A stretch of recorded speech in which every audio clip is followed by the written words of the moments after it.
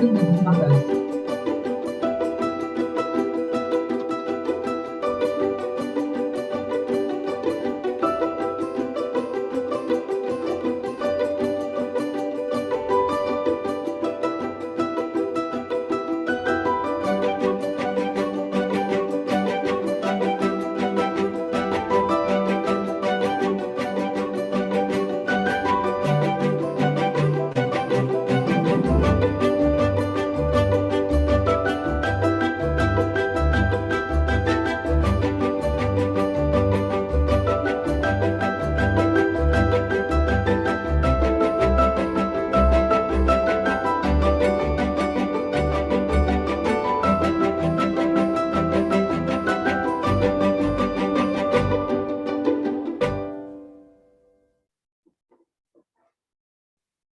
Amazing.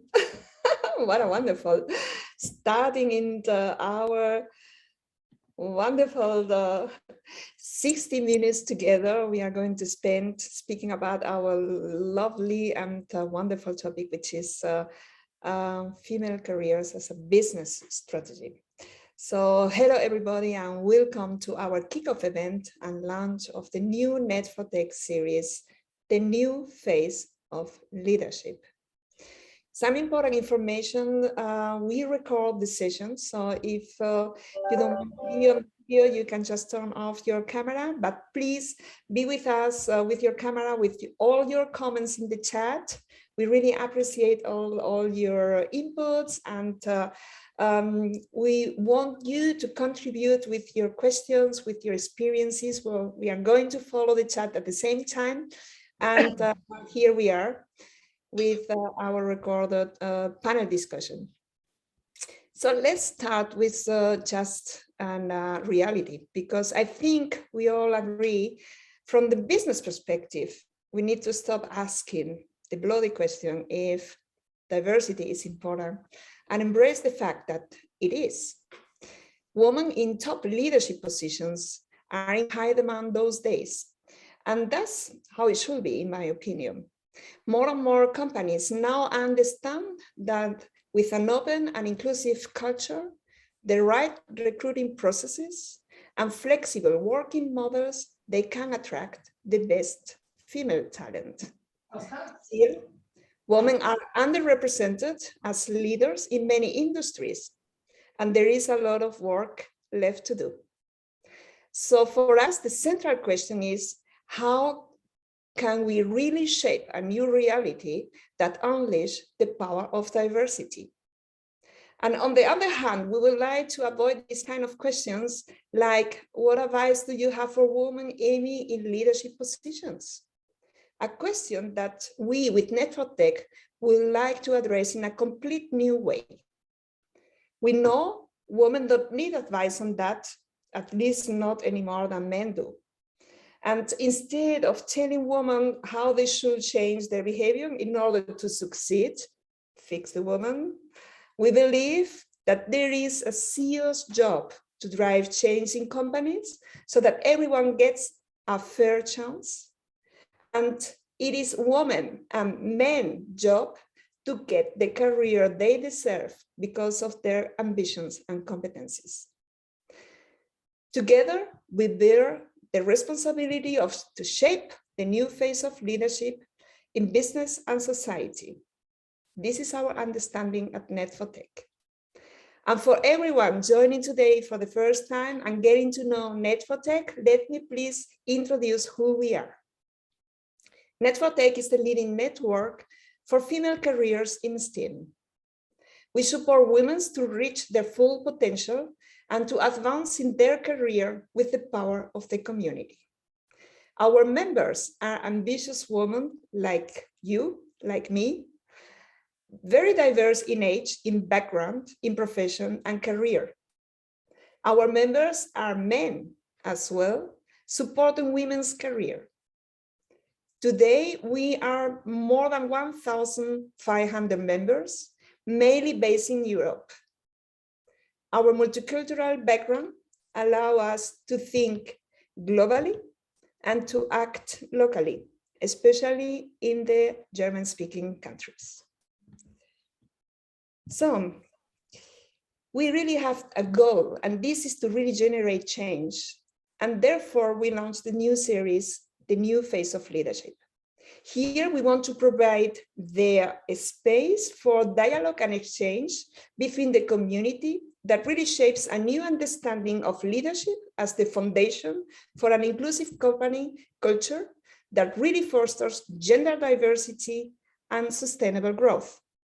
So we invite companies, women, men, initiatives to share and contribute actively to our mission, to rock the STEM world and make it more colorful by lifting women's career with the power of diversity. So the best way to kick off the holiday season is the present we have today for you. This is this panel discussion. My name is Begonia Merayo. I'm the founder of net4tec, an international business consultant in the areas of diversity and innovation, with over 20 years of business experience in big corporates, leading international brands and managing large multicultural teams. So that with my experience, even being a mother of 2 teenagers, and also having living abroad since '92, even if I'm originally from Spain, with all this competence and all this passion for people and for business, I am on a mission, and this is to unlock the power of diversity for organizations, for teams, and for yourself. With me today is my partner in crime, Julia Baumanns, co-founder of net4tec. Thank you so much for being here, and great that you have the voice now, and introduce yourself. Julia. Absolutely. Thank you, Begonia. It's a pleasure to be here today at this panel. As Begonia said, I'm part of the net4tec pioneers. Started off very early when we started the net4tec in 2018. As a co-founder, I joined, but I'm also working in Microsoft as a technical delivery manager, where I lead a team of technical consultants and driving digital transformation. And this is also how, by coincidence, actually, I met Manuela. And I see her smiling. So it all happened very recently at the Web Summit, where Begonia and myself attended. I am originally German, as you might hear from my accent. I can't hide it, unfortunately. On the other hand, I am also living in Ireland. Since 6 years, but I have been living abroad many years ago. I've been living in 6 different countries. I speak 6 languages, so I am rather a global citizen, is how I see myself. But we are all here today to listen from our very great panelists today, and I have the pleasure and honor to introduce the first 2 panelists. And I start with Manuela Dutel-Hagiri. Like I said before, we have met at the Web Summit this year, and it was very coincidental that we met. I think Microsoft, our commonality that we both work for Microsoft, has brought us together. But Manuela is not only a global customer success director in Microsoft. She brings actually a full breadth of experience, more than 20 years in technology service industry, where she's selling, delivering, managing large global local customer accounts, and also digital transformation. She's a very passionate advocate, and this is how I met her and fell in love with her passion, so to speak, for diversity, inclusion, mindfulness, women in technology in general. She's kind of the driving force by creating, running, and expanding female networks, as well as mentoring programs. And this is, I think, where else but not here should you be, Manuela, as one of our experts today. And very much welcome to the panel. And I think I will give the word over to you when you can tell us what means leadership for you. Thank you, Julia, and thank you, Begonia, for having me here today. It is one of my favorite topics. I even told the customer, I'm sorry, but this is more important. I'll come back to you later. This is how much I believe in the importance of this. So for me, leadership, and it's interesting because it's something I think I live on a daily basis. And I think also if I think about what happened in terms of the pandemic, if nothing else, it has shown the true power of modern leadership. Because we're all locked at home, because we're all behind screens, because we can no longer drive fancy cars and be sitting in big offices, you know, and then you see that it's a true strength of character that comes through. So for me, leadership, and I keep on saying this, modern leadership, female leadership, it's really about understanding that you're putting the others first. You're putting other people first. You believe in people, you believe in humanity. And your job as a leader and my job as a leader, the way I see it every day, is I want everybody around me to be better than me. I'm not interested in being better than them, you know, and it's really very much about what can I do for every single person that is in my direct and indirect team, and that includes customers as well, is to bring the best out of them. So how can I do that? And that's why for me, it's about realizing that every single person in the team is important. From the network engineer I'm dealing with, you know, in fixing one issue, to the super duper director or vice president linked to the account. For me, every single person is important and part of the team. And it's really making the time. So it's very much people focused, and that's where I spend most of my time. So great. I hope Thank I answered you. your question. Welcome to the panel. And then, next to you, I would also love to welcome Besma Kraim into this panel as an expert. Besma is an executive board member at ISQ. And funny enough, she describes herself as a Tunisian hardware, but German software. And I guess you will hear more about it, why that is. ISQ is a Portuguese engineering company, but she has actually an electrotechnical engineering background, has done an MBA, more than 25 years of experience working and living abroad as well, in Germany, in the UK, Japan, and currently based in Portugal. She is passionate about technology and being a strong advocate for women and girls in technology and STEM industry. So also to you, a very big welcome and thank you for being here, Besma. And when I give you now the word over to you, what does leadership mean for you? Thank you, Julia. Thank you, Begonia. Thank you all for having me here today. Leadership is nothing more than, to me, it's about influencing people. So as Manuela said, it's all about people. It's people, people, people. Obviously, we all get to some sort of level of leadership position when we have a certain set of hard skills. The hard skills is what gets you into the door, what gets you the job. But to grow and become a leader, which is something that I wouldn't say of myself. We all are humble enough to, we want to become leaders. We have everything on a daily basis to try to become the leaders of our teams, but it's nothing more than influencing people.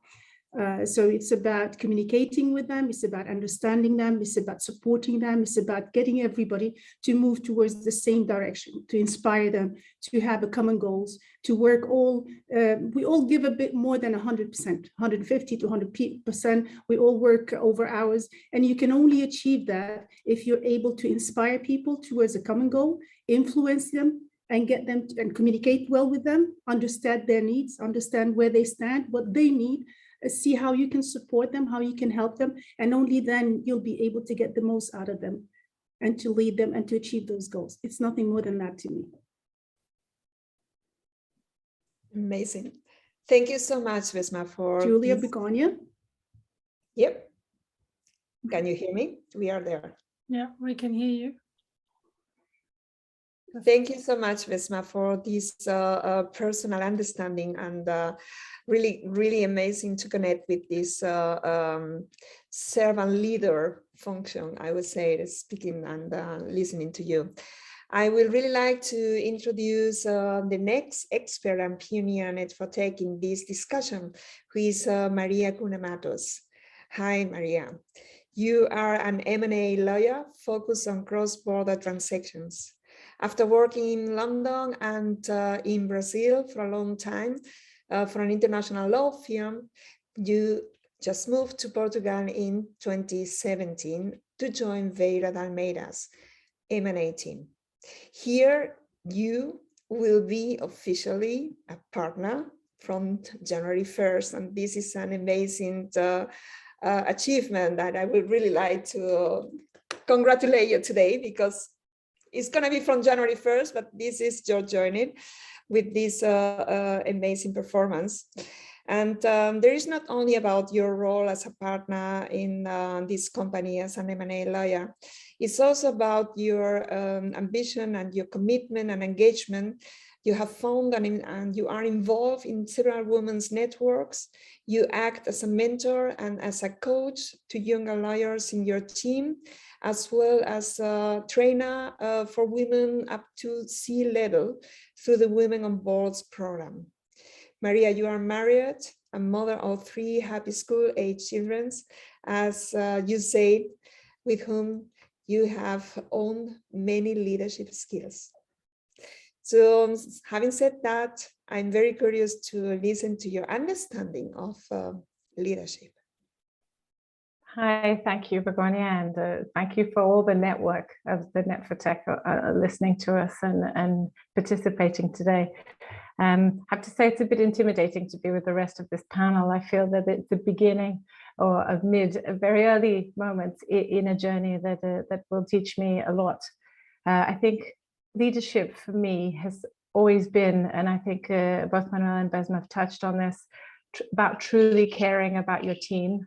And this importance of people and being at the center means that you actually take a sincere interest in them, but it's also about thinking of the whole more than the parts. So it's having a global view, living well with the solitude of leading.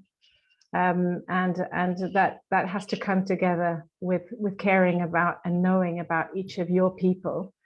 It's also very much about the ownership of results and challenges in your work, regardless of your rank or seniority. That's why when we talk of leadership, I tend to think that it's up to everyone to play the role in leadership that they can. But I think it's very much about owning what's happening in your professional environment.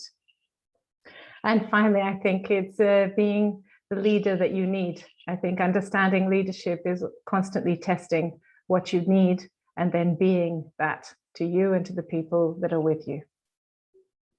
Thank you so much, Maria. And I just would like to introduce you, Rui, the man in the panel.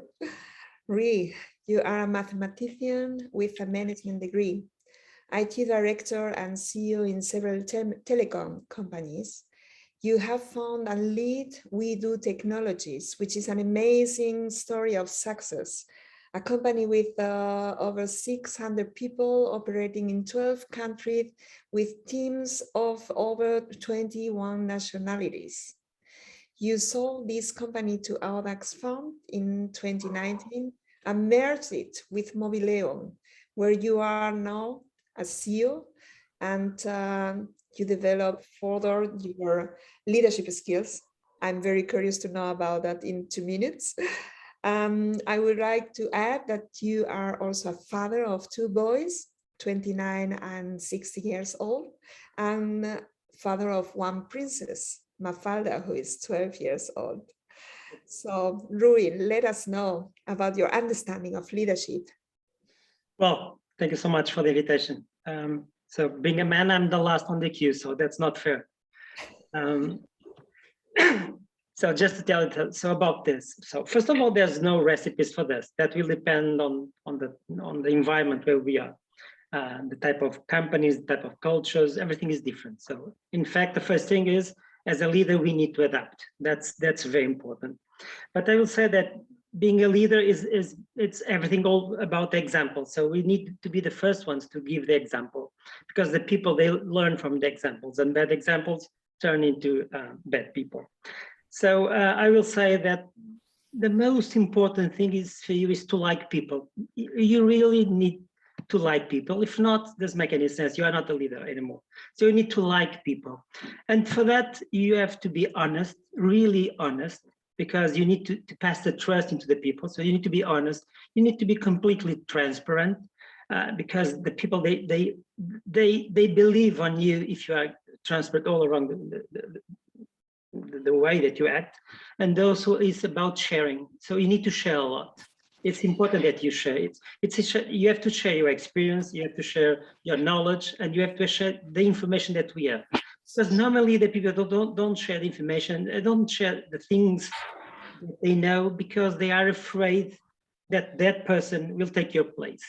But on the moment that those persons took your place, and if you really are the leader, they are not replacing you, they are helping you also to grow. And this is what I think it's all about, leadership. Absolutely. I think being authentic is key to it. And if we move over to the next questions, I would also make a call out to the chat, right? We do monitor the chat, so please feel free to add your questions and your comments in there. I see it's already flowing, so very good.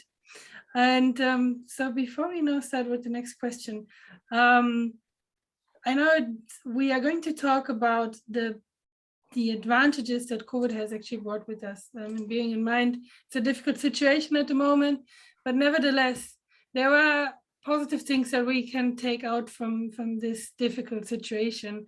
And there was a thought about never waste a good crisis, right? So my question is now for Besma. What have you learned from the pandemic, and what are the positive conclusions that you've made for yourself and for the future, especially in terms of leadership?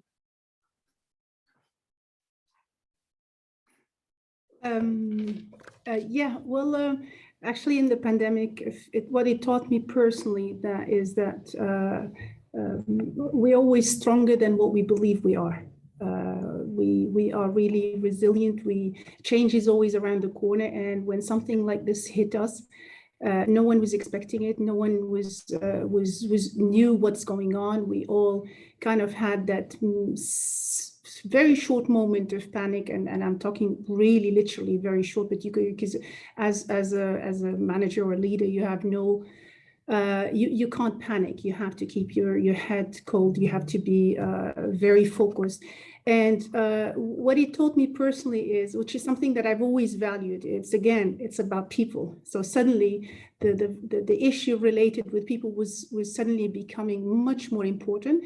It's a phase where it's okay to be human. It's okay to be vulnerable. It was a time where we needed. I was with my people. I was trying to show that I'm also affected with this pandemic. My son, my family, we were all sitting at home. We were all vulnerable. We were asking each other. We were caring for each other. I was trying to always try to find out what's going on with the team. We were trying to track if anyone was infected, if the family is okay. So what it taught me was that as a leader, and again, on a normal day, you have to care about your people. On a crisis, it's even more important. So it was even more important to care about people. When we talk about people, it's not only the people that we manage, our teams, but also our clients, our partners. We had to really put ourselves in their shoes suddenly. And by the way, I'm sure that everybody had some similar experiences. Suddenly, we found much more cooperation. People were collaborating. We're finding solutions. Suddenly they were very creative to find solutions, to pivot, to collaborate, to help each other. So we all discovered that we are more resilient than when we thought we are. And that we always need to kind of expect change. Change is always around the corner, and if you don't change, like change is going to hit you basically. So it was quite an interesting experience, and I think we can all talk about a lot of learnings around this. But if I may summarize it, to me, it was a time of people that work for us are human beings. They are fathers, mothers, sisters, brothers. They have their grandparents. They have people who were affected, who possibly even died.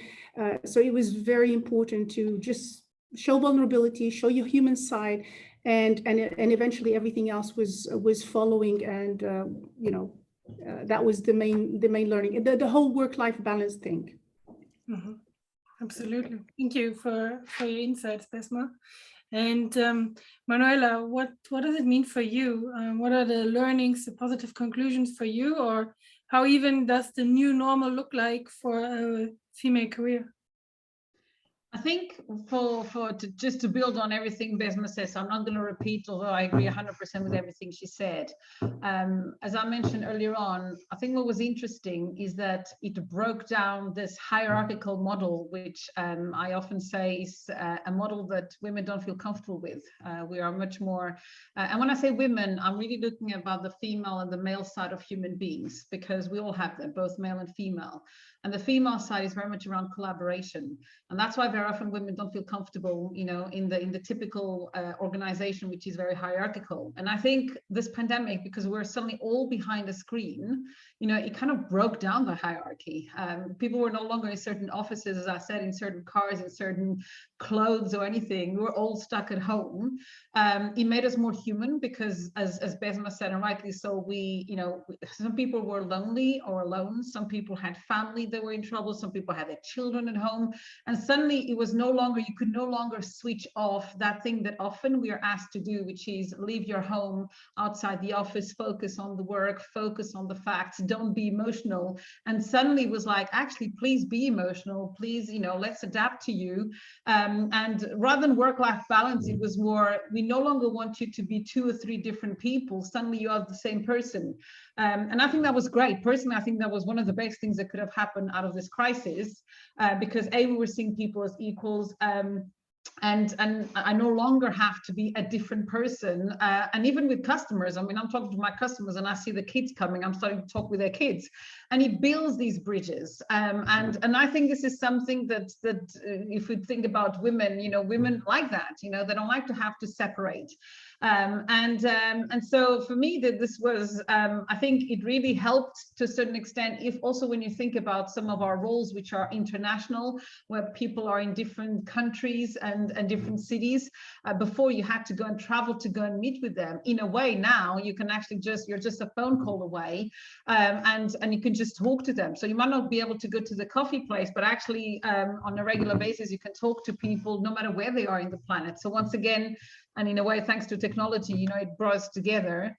So I think it also allowed us, you know, often when you think about the work environment, people play what we call lip service, you know, so you have to say what your boss wants to hear, or what the organization wants to hear. And I think, again, we had to break that down and just being honest and just being brave and show a lot more your personal values. So overall, for me, I think it was finally we were able to be human, and now realize that you no longer have to split your work persona from your personal persona, because in the face of a virus, a tiny transparent virus, we're all human and we're all vulnerable. And I think that's what it brought out in a good way. And this is a reality as well. Julia, you mentioned never waste a good crisis, but at the same time, and I was reading also the World Economic Forum's Global Gender Gap Report 2021. And here is very clear written, the time it will take for gender gap to close grew by 36 years in the space of just 12 months. So this report estimates that it will take an average of over 135 years for women and men to reach parity. So this is a generation, 36 years more, 136 years to get a parity in the gender gap. And this is what, and now for me, I would like to speak with you about the glass ceilings, because even if we think diversity should be a reality, even if we all agree that we have all the same rights, and this is naturally, and this is something that should be logical and implemented right away, we are still far away. So let's talk about what are the glass ceilings nowadays? What's stopping us from getting there? What are the barriers we need to overcome? Maybe what unwritten roles need to be understood and tackled nowadays. And this question, Rui, I would like you to be the first one, giving us your perspective as a man with a very diverse identity and really supporting diversity. What's your view on that? Thank you. Well, it's been difficult to me to talk about that because I have that barrier, because to me it's about people. So I don't understand when we talk about men, women, and I don't understand that, because for me it's equal. So it's about people. So it's difficult that we talk about those things. I understand in some areas that the demand it's different, but I don't understand those barriers because I don't have those barriers in my mind. So it's difficult for me to talk about why more one type of person. I don't understand those things. I also understand another thing, which is we are talking about getting the parity. It goes up to more 100 years. It's too much, of course, but in context, we have to understand that we are trying to close the gap in 100 years. That is still for the last, I don't know, 2,000-3,000 years. So it's not too much. The problem is it's much for us because we are just living in this era. But on the broader context, I think we are trying to close everything shorter and shorter and shorter. Probably on the next decade will be just 15 years, and it goes like that. So honestly, I think, and that's a good thing that we are now a lot more aware of that, and I will see that the new generations, they don't think about this difference between people, because again, it's all about people. And in my particular case, like I said, in the companies that I run, we have just two differences. We have the good people and the bad people. So, and we don't want to have bad people in our company. And that's just it, nothing more than that. So, and then within the good people, what we have is the skills for the different roles. And again, that's it. So I don't have this preconcept of a person for a specific role. So if we change our minds in that sense, that then will work perfectly. And again, I had that conversation with you in the past.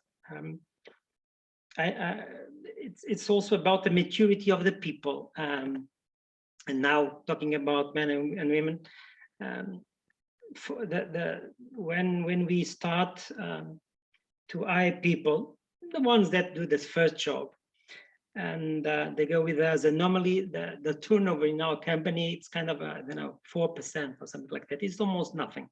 So because the people they like the company and they grow within the company, so they spend a lot of years with us. So they come as people coming from the university. They create the families and they grow with us. And the learning that I got is that the difference between men and women is that they were kind of more or less, I will say, the same up to the moment that they became fathers. And on that particular moment, after that, it's true that they will change a lot in the sense that the men tend to be more lazy, and the women the opposite. They are a lot more efficient. And I said that several times in a lot of places, that if I have to hire a person, the perfect person to me, it's a mom with a kid, because they are a lot more efficient. And the results are about efficiency, and it's not about being time in the company. And I also had an example. I have to share that because in an event that I was asked by a guy why the company don't give to the people more time for them to think about the company and new things, creativity and things like that.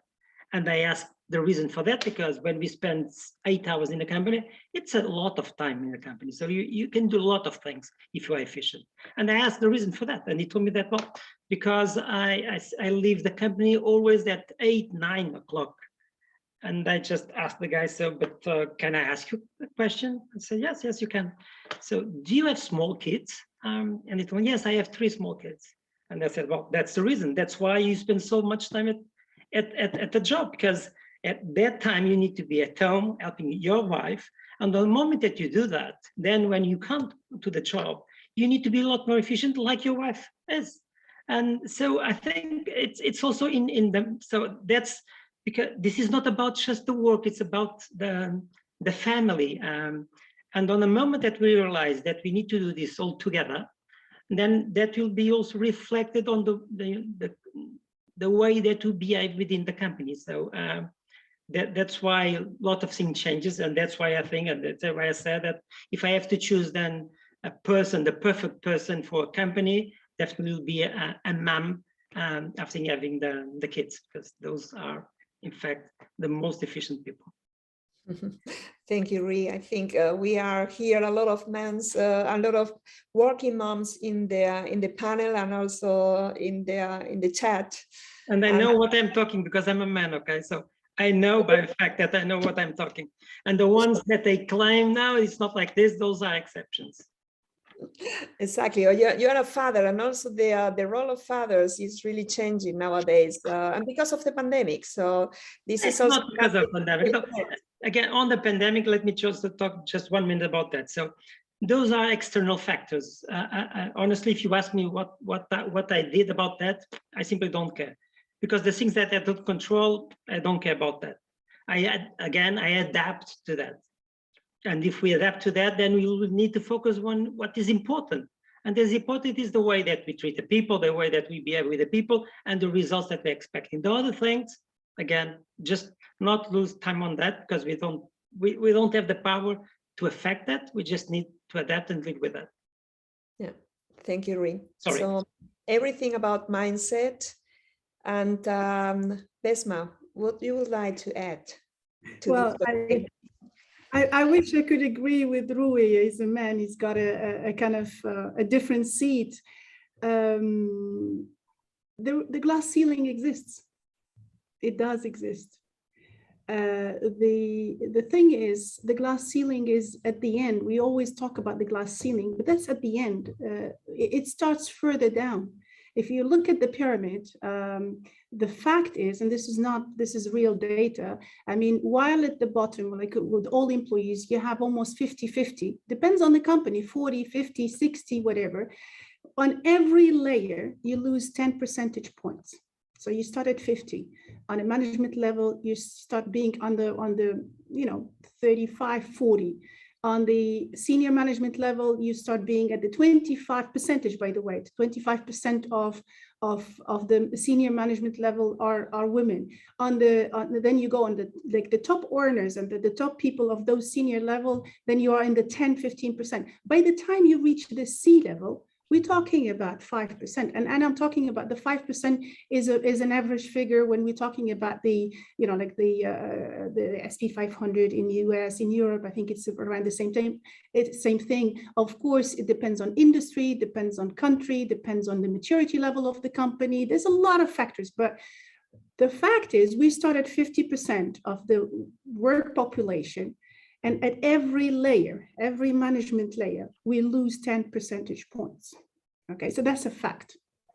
So when we talk about the glass ceiling, by the time we're talking about women in leadership position in a C level, so if you have a position to fill and you have, let's say you have 20 candidates, only 5% of those are female candidates. So the chances that you pick a man is much higher. And I'm not talking about any bias or anything. I'm just talking pure statistically speaking.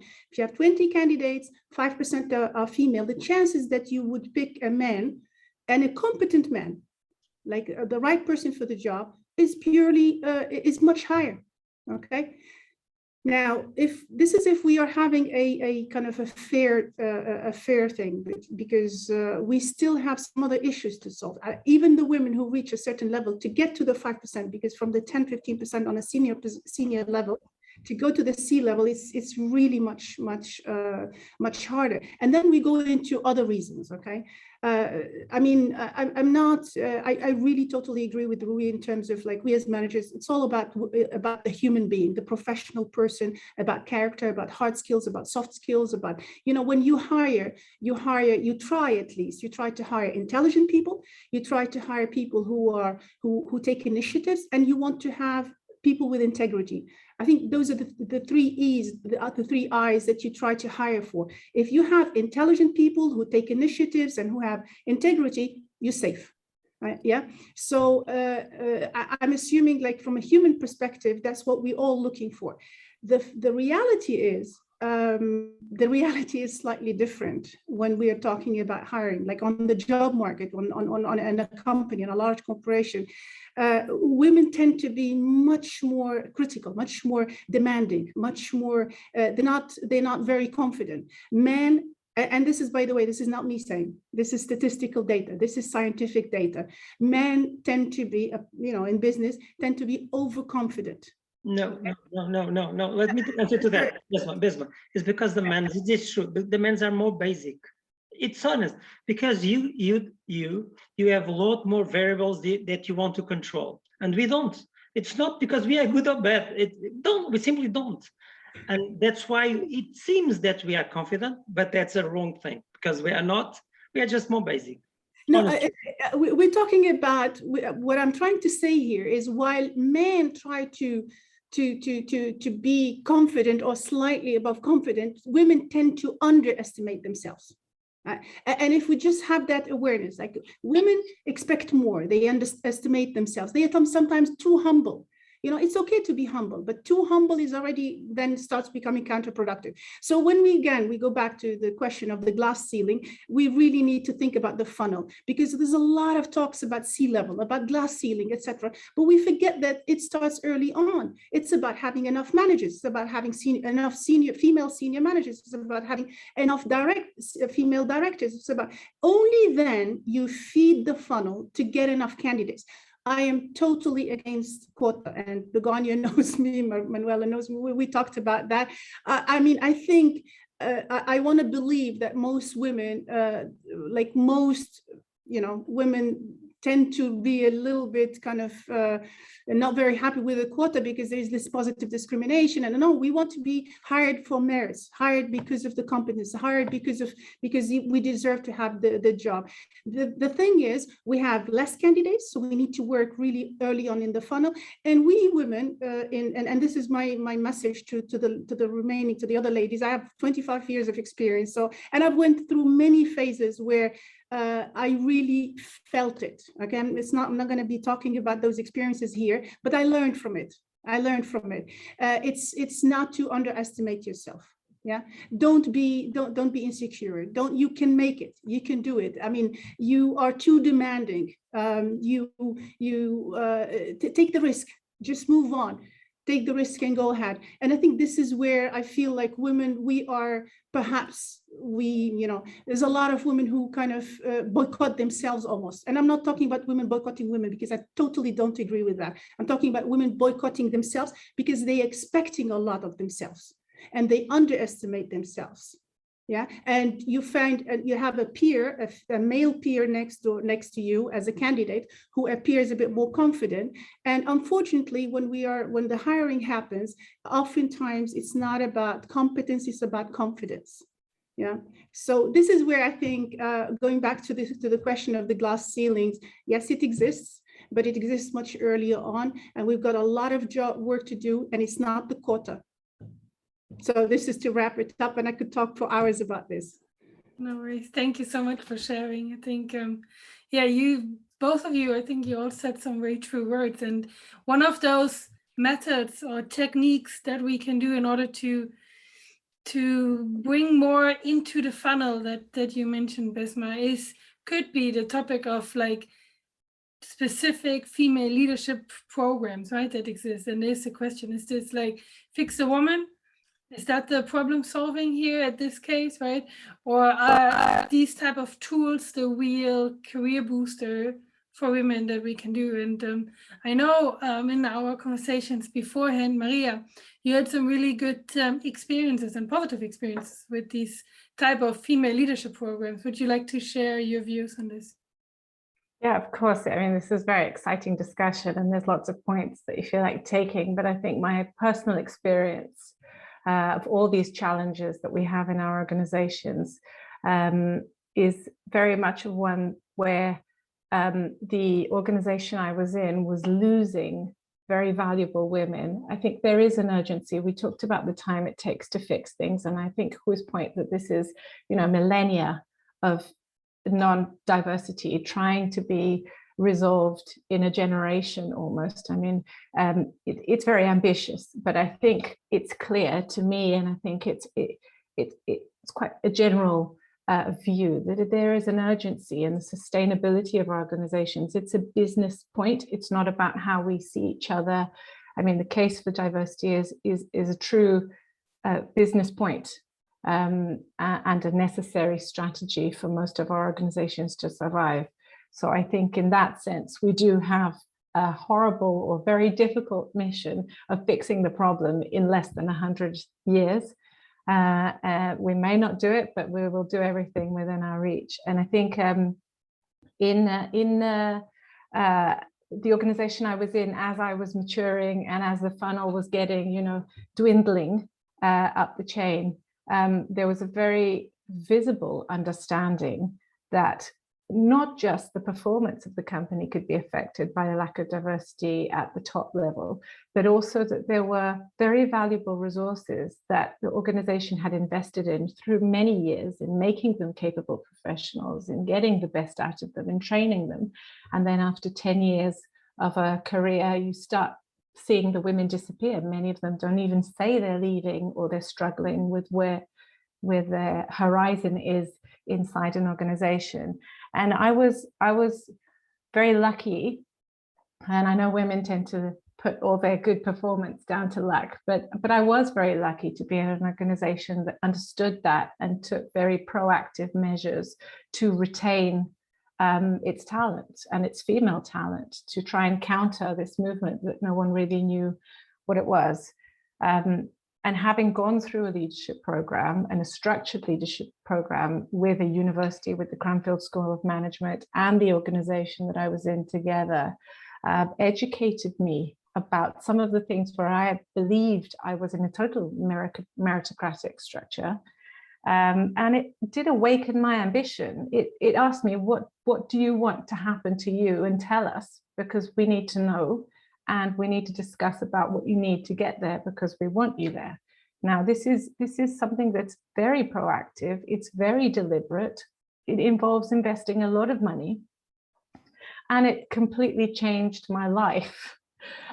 Because lots of the characteristics that nowadays, I mean, with clients, certainly in M&A negotiations, but also with my teams and in the organizations where I've since become a part of, it makes a huge difference that some of my characteristics seem innate, but they were awakened and they were stimulated and they were trained. We were telling a story very, very, very succinctly. I was in a negotiation for a very big M&A transaction for about 1.5 years. And when we got to the last round of negotiations, last meeting, they were in New York, I was in Sao Paulo. So my New York male boss very nicely said, "You don't need to go, I'll get someone to cover for you." And I wrote and deleted the email 20,000 times before I said, actually, it's really important that I want to go, because I've carried this deal through to I want to be there when we close the deal. And it matters a lot to me. He was doing it to spare me the pain of spending a week in New York away from my small children. But if I hadn't said anything, I wouldn't have gone. He was very relieved that I could go, and I was happy to go. So speaking and understanding each other was something I learned to do because I went through a women's leadership program, because the men in the organizations were open to listening and understanding what my challenges were. So I benefited from sponsor partners, from coaches, from an open channel that I could feel the confidence, and you touched on this as well, the trust of having a straight conversation about it makes a huge difference, because then you truly collaborate. So I think the awareness of ambition, the sincere actions from the organization, they actually want a result. It's not a, aesthetics kind of cosmetic effort to seem diverse. An engagement with the men in the organization at all levels, and being prepared for the consequences, because there are consequences if you provoke this big slice of an organization into taking more ownership of their direction, but also of the organization. Thank you so much for sharing your personal story. Yeah, and I would also say, Manuela, what's your view on this? Because I think you can also share a few or your points on the female leadership programs. Sure. So I think to this point and the points that were raised before, first of all, I think it's really important we understand we're talking about quotas, not quotas. One of my biggest heroes and feminists of all time is Simone de Beauvoir, and she says, we're not born women, we became women, okay, as a gender. This is not about sexual orientation or what we're born or whatever, but as we are in society, and going back to the funnel that Besma was talking about, the reality is we raise our daughters and nieces and whatever, we raise little girls to be good, nice princesses. We are taught that meritocracy is if you study really hard and you behave really well, you're going to have good grades, you're going to go to university, you're going to find a good job, and then people recognize your value, and you're going to get a salary, and you're going to get a promotion. And guess what? It doesn't work like this. And the reality is, if you start looking at organizations and what they need to do about that, for me, the first thing is, yes, you want to attract the right talent, and you keep on saying there's meritocracy, but I think organizations need to look at themselves and saying, is it really meritocracy? Is it really who worked the hardest, produced the most results, or is there something else? Are there some unwritten rules? And let's face the facts. And this is the unspoken rules. And this is what often women are not aware of, when they come to the workplace. But it's not just women. There's a lot of naive people out there. And the majority of people are naive, so you also look at people who come from different social backgrounds, who were not raised in a certain environment. They believe, because the world wants you to believe that it's fair, and if you do all the right things, you're going to get there, and reality is different. So in terms of and just to give some ideas around these unwritten rules, self-promotion, you actually have to sell yourself and tell people, what you need to do. Risk-taking, we are not taught to take risks. As little girls, we are taught to be nice and look good and don't destroy our clothes, whilst the boys are taught to climb trees and fall and whatever. We even have words for girls who try to do things. They're called Maria Rapaz. Thank goodness things are actually changing, but this is the reality that we're facing. And when it comes to taking risks for a new promotion, a new role we know nothing about, an assignment abroad, we often start looking at all the millions of reasons why we shouldn't do this. Even when we talk about getting women, for example, for job adverts, I often have to point out to women that the first sentence says, the ideal candidate is blah, blah, blah, blah. Most men look at this and like, yeah, I think I can pretty much do half of it. Let me just, send my CV and see what happens. Women are like, oh, there's this sentence here at the bottom. I don't think I can do this. And they don't even apply. And I often have to say to women, you see the word ideal, this is like Prince Charming. It doesn't exist. So stop, forget the ideal piece. And if you think you can do some of it, just go for it. So this is, and things like negotiations, we're not taught to negotiate. And if you think about the salary, if you think about promotions, women feel very uncomfortable, to ask for it, because again, they believe it's a fair environment, because organizations sell you this idea. And then one of my favorite ones, you were talking about Cranfield, but when I was at IBM, I went through a course that was designed for women. And this is the kind of things that we can do. So it's not so much about quotas saying we're going to promote X amount of women, but at every layer of the organization, especially because you start at 50%, who's your top talent, which top talent is there, and start equipping them, with these skills. One of them for me, I went to one called Building Relationships and Influencing Skills. I mean, this thing is still here. It's literally falling apart with coffee things and stains. But one of the most important lessons I learned was this thing called the political intelligence model. It changed my life. I started looking at people, not in good or bad, but rather there's some clever foxes, you know, corporate psychopaths, sociopaths, whatever you want. They only care about themselves and they're very good in politics. Others are wise owls. These are your mentors. These are the people you want to get close. And then you have dangerous people who don't understand either, you know, and how do you deal with them, you know? And then you have everybody else, which are the naive people. But these are things we need to teach women. They need to be courses. So rather than, I agree that you don't want to do positive discrimination, but you actually need to understand. And going back to integrity that's been spoken about, you know, integrity is like, it's doing what you say you're going to do. So organizations, when you try to hire people, or even internally, when you do these kickoffs and saying, we're going to do this, we believe in people. I saw somebody saying, I've quit my job because I didn't trust the senior leadership. Well, you know, I also changed job this year in the middle of a pandemic, far away, locked at home.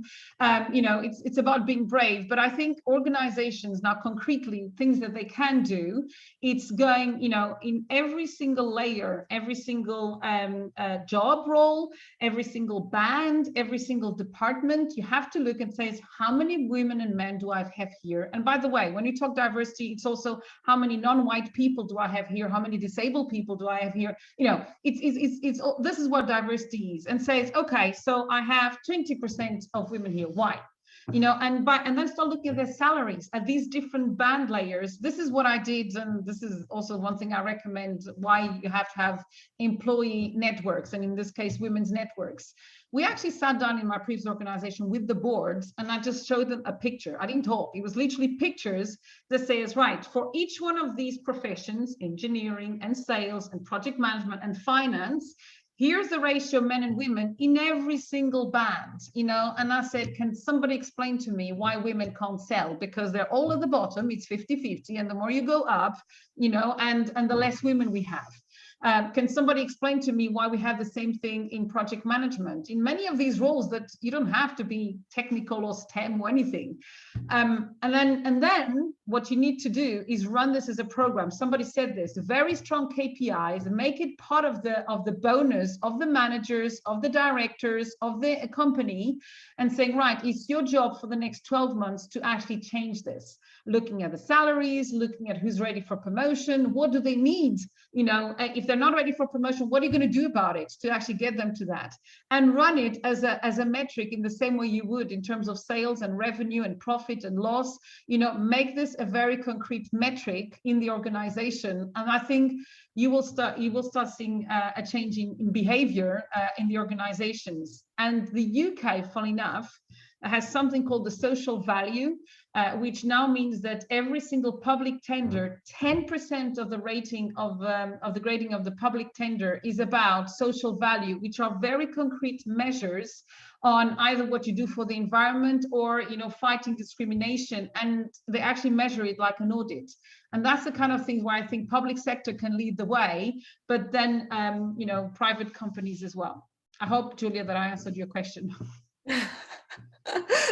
We have the answer to so many questions, Manuela, and this is a very clear thing. I love that. I love KPIs because everything you can measure, you can develop, right? And therefore, we definitely need to work with KPIs, even speaking about diversity, because diversity is not a soft skill, it's a business strategy. This is our topic today. And I'm so sad to take a look at the clock, and we have 1 minute left.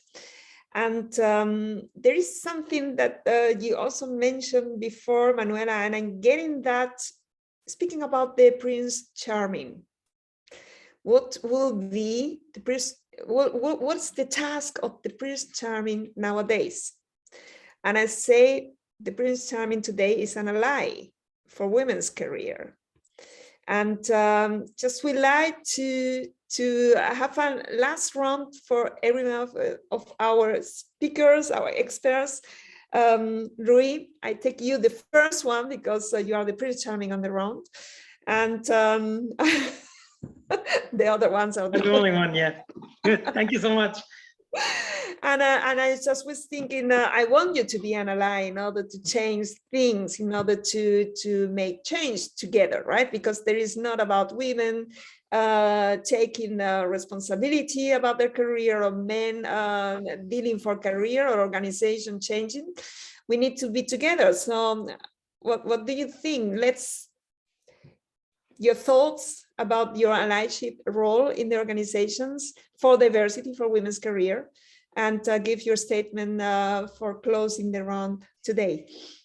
Well, one of the things that Manuel was saying about the things that are key, like being self-confident, risk taker, those are in fact the same things that are needed for men. So I don't see any difference on that. So the problem is, who are the right persons to do that? And that I cannot answer to you, because I'm not a woman, so I don't know if you are not confident in answering to those things. But in fact, those are exactly the same thing. And when I'm looking into a person in an interview, those in fact are the things that I'm looking for.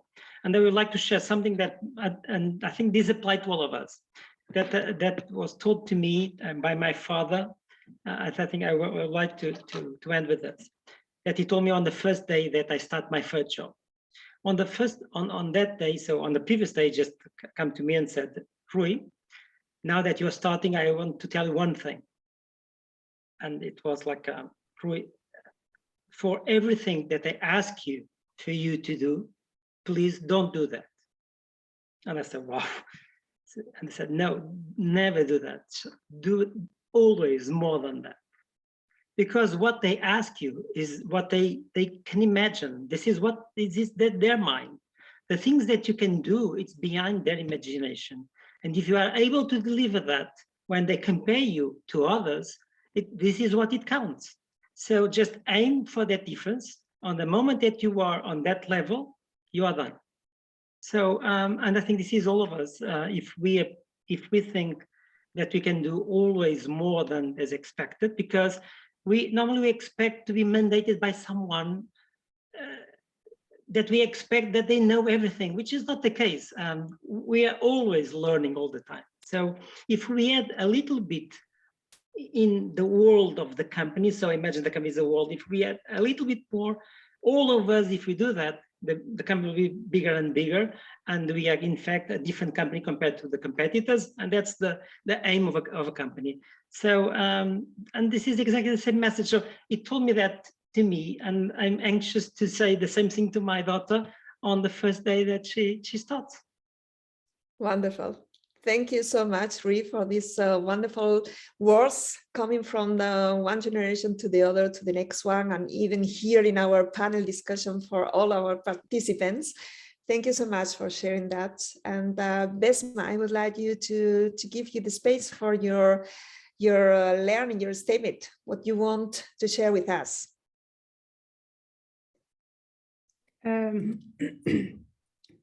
Where am I going to start? I actually, when we talk about female leadership, I'm very, I always question why we are saying male or female. I'm totally aligned with Rui, because I think it's all about the right person in the right job. It's not about whether it's a woman or a man.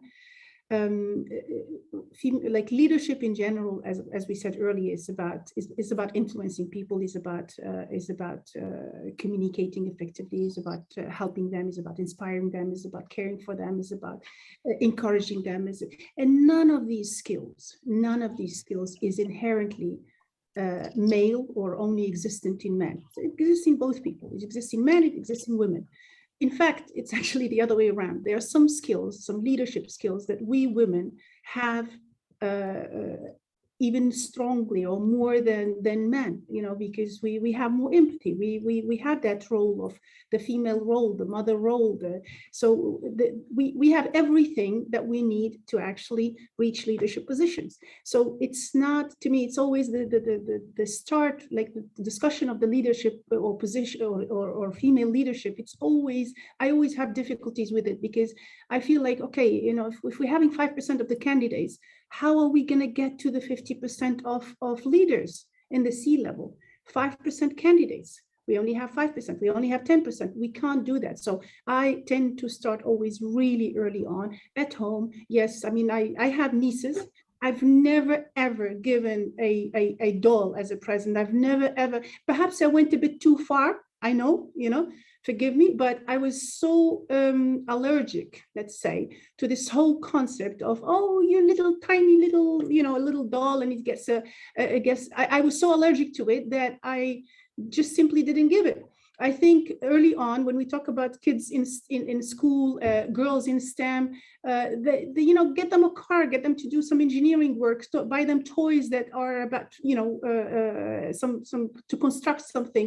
They hear us talking about math, they get scared about math. No, there is no scientific reason whatsoever that says that women or girls are worse in math. Absolutely not true. Nothing speaks for that. So let's have more girls studying math. Let's have more girls in STEM studying science, technology, engineering, math. Let's have more employees going, and when they finish, they don't have to necessarily go into HR, or, and with all due respect, don't get me wrong, with all the due respect, but they can exercise as engineers. They should exercise. They don't necessarily have to, kind of step away from the engineering role and let's go to sales and marketing because it's easier. Again, I'm a salesperson, so again, no disrespect whatsoever, but let's fill the pipeline. Let's fill the funnel. Let's get more engineers, more scientists. Let's get more women in the early phases.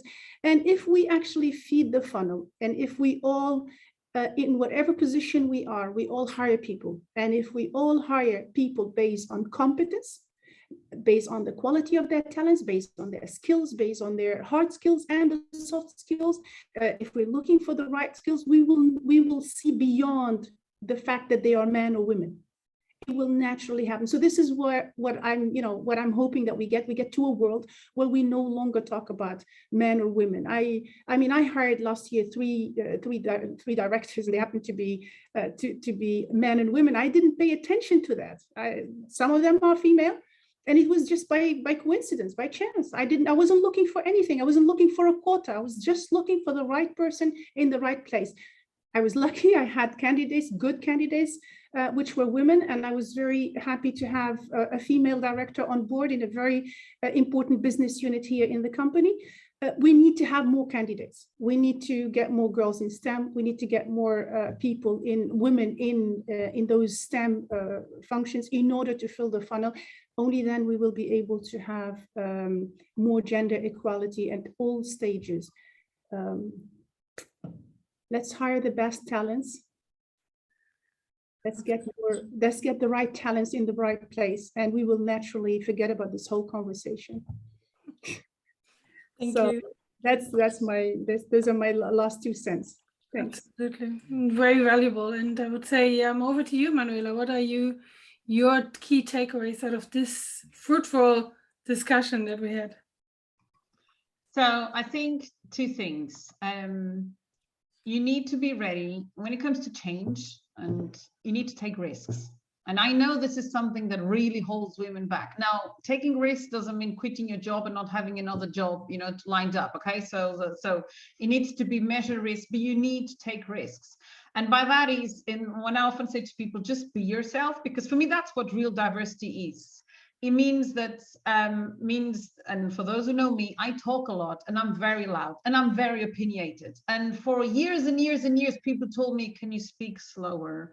And can you speak in a more monotone voice? And can you listen more? And it's like, this is not who I am. This is who I am, is I talk a lot, I talk very fast, and get over it, Now, I've also chosen roles where I can do this all day long, but it's about being risky. Not everybody's going to like that, and that's okay, and it hasn't stopped me from getting where I needed to get to, and the roles that I'm in and the position I'm in.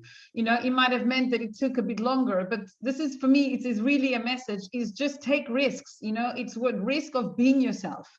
On the other hand, one thing we haven't spoken about, and I think this would be a great topic for another time, is whilst we're talking to women, at the same time, I think it's important, and what women are and what women have become in the last 30, 40 years, access to jobs, having our own name, having our own houses, having a lot of these things that we did not have before for thousands of years, right? So it's been a massive progress, back to what Rui was saying.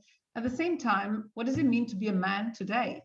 You know, because being a man used to be provide for your family, give the name, earn the check pay, you know, dress in a certain way, act in a certain way. So I think it's important that we start talking about vulnerability, you know, and our role as women is to help men be more vulnerable. And so that, as Besma was saying, we don't have to have this conversation. So it's not just about the women here, it's also looking at men. And so I'm saying, creating the space, and I think women are in a very strong position to let the men be father, be sad, be happy, be themselves as well. So that's kind of my final thoughts.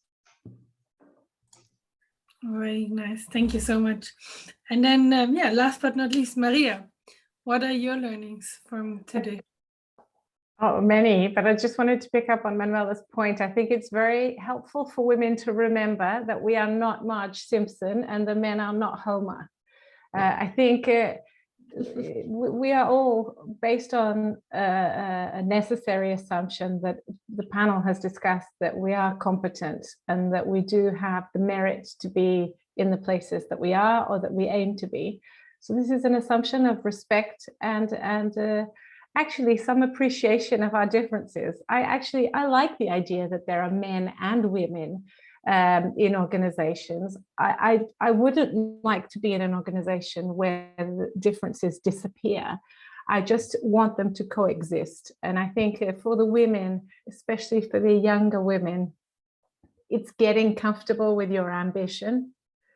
It's not an internal process only, but it's a discovery and something that does counter some things that we grow up to learn. It's getting comfortable with leading and with being in those roles. With the men is you have no idea of the power you have to make that difference. I mean, it's not an accident that the best advocates in organizations for gender diversity are the fathers of women. The fathers of women are the men that understand in a very visceral way that their daughters may have different choices and may have different opportunities and will make decisions in a different way. And so they do become very valuable advocates inside organizations. And they are very open to listening to other women because they understand that there are capable, valuable resources in those women. So I think having a parity discussion in the discovery to having gender parity in organizations is essential. Amazing. Thank you so much. Thank you so much for all of you. I think we have tackled so many really important things, and we speak every time about the same, and this is a new understanding of leadership. This is a new understanding of roles. This is a new understanding, how can I be myself? How can I work in a changing environment? How can I be sad or happy? Or how can I decide to go for a career or just take the time for myself? In any case, there is about leadership. It's about leading ourselves, the first thing. The second thing is leading teams, and for sure, leading organizations. What I would like you is for sure to enjoy this wonderful holiday seasons that we start. But our present for you is to invite you to be part of this journey, to keep working on this understanding, on this defining of new principles of how to work together, how to lead, how to be yourself, how to be a woman, how to be a man, how to grow together, and how to define a new world where we are going to be more successful, more happy, and to be more in balance with our own world and with the world outside. And with that words, we would like to invite you to continue this discussion. And yeah, we are really 15 minutes over the time. And we know there are so many good questions and really good insights in the chat. We take everything with. We are going to have a session together with the experts, our pioneers today on the 12th of January. Just having an open discussion and answering all these questions we have here. and also the opportunity for you to raise new questions and to get more insights and discussion together with us. So this is the continuity of this starting dialogue we had today. And yeah, follow us in LinkedIn. We have an LinkedIn net4tec group where we are going to keep posting and sharing informations. Contact us, contact all the experts today here, contact Julia, contact me as well, and keep in touch. Visit our website and become a pioneer so that you are part of the new phase of leadership. And yeah, having said that, thank you so much for all of you, Rui, Manuela, Maria, Vesma, Julia, and all the participants today being here even over the time. Enjoy this wonderful time. I think we have an amazing kickoff and a lot of insights to reflect and to think about. Thank you so much. Absolutely. Thank you. Have a nice day ahead. Bye-bye. Thank you. Thank you for having us. Thank Enjoy you. dinner.